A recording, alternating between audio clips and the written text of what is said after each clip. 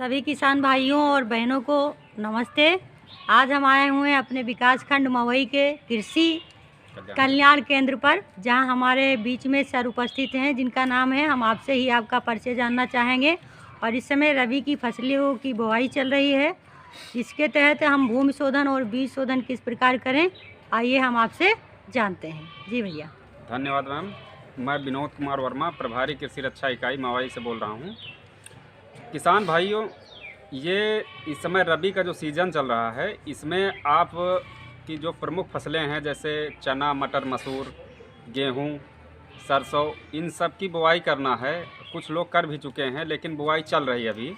नवंबर लगभग समाप्ति की ओर है।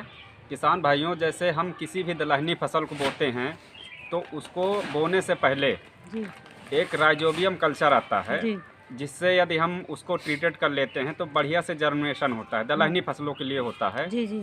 और दूसरी चीज़, जैसे दलहनी फसलों में उकठा रोग लगता है, जिसको यहाँ देहाती भाषा में लोग छोड़ना कहते हैं। हाँ हाँ। उसके लिए ट्राइकोडर्मा हर्जेनियम या ट्राइकोडर्मा विरिडी आता है, जिसको 4 से 5 ग्राम ट्राइकोडर्मा को 1 केजी बीज के लिए लेकर उसको हल्का से पानी का छीपा मारकर और ट्राइकोडर्मा को चने, मटर, मसूर में मिलाकर 4 से 5 ग्राम इसकी मात्रा ध्यान रखें। यदि मात्रा ज़्यादा भी हो जा रही है तो ये कोई साइड इफ़ेक्ट नहीं करता है। इसके लिए इसको मिलाकर थोड़ी देर के लिए 20 मिनट से 25 मिनट के लिए छायादार स्थान पर रख दें। उसके बाद ले जाकर खेत में बुआई कर दें।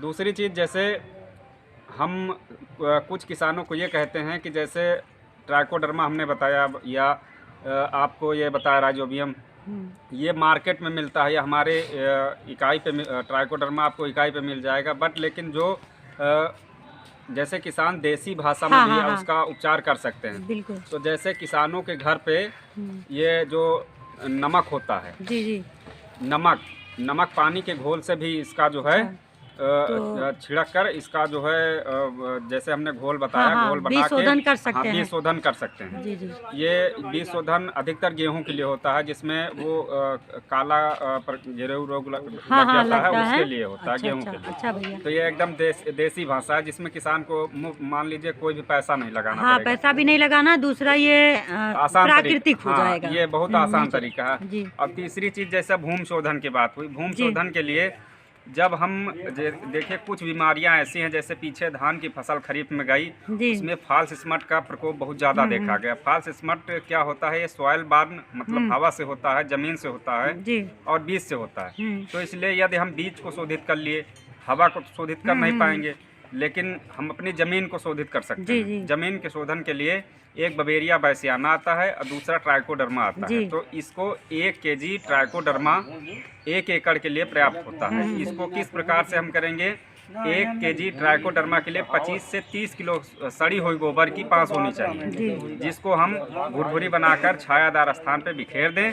उसमें 1 किलो ट्राइकोडर्मा या बवेरिया डालकर हल्के हाथों से मसल के हल्का से पानी का छीपा मार के उसको टाट के बोरे से या जूट के बोरे से ढक दें। ये अल्टरनेट प्रक्रिया मतलब 1 हफ्ते तक करनी है। आपको पानी का छीपा मारना है। जब इसमें फंगस ग्रो हो जाएगा, आप देख लीजिए फफूंद टाइप में होगा।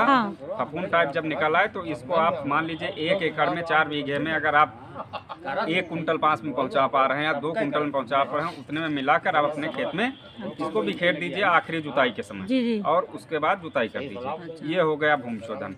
किसान भाइयों को हम कुछ और सलाह देना चाहते हैं। जैसे कोई भी फसल है, उसको यदि हम अल्टरनेट अपने खेत में जाकर देखते रहते हैं कि उसकी स्टेप बाय स्टेप यह जानकारी हम लेते हैं, तो आधे डॉक्टर तो किसान खुद ही हो जाते हैं। बिल्कुल हो जाते हैं, क्योंकि उनको अपनी फसल देखना चाहिए।